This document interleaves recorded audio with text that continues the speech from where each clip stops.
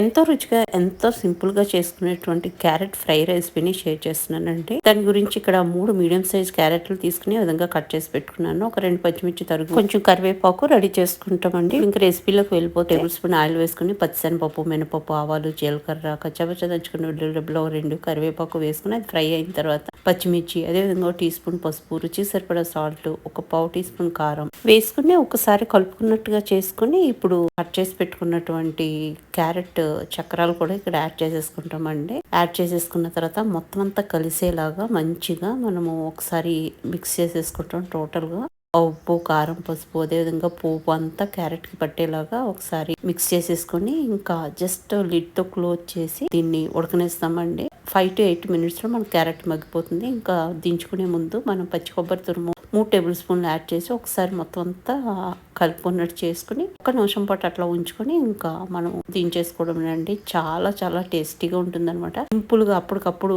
ఈజీగా చేసేసుకోవచ్చు. చాలా ఎమ్మీగా ఉండేటువంటి ఒక రెసిపీ. డెఫినెట్గా ట్రై చేసి చూడండి ఫ్రెండ్స్. మీకు కూడా చాలా చాలా నచ్చుతుందండి. వైట్ రైస్లో కలుపుకుని తిన్న సైడ్ డిష్గా కానీ భలే ఉంటుంది. ఫ్రెండ్స్, మీకు ఈ వీడియో నచ్చితే లైక్ చేయడం మాత్రం మర్చిపోకండి.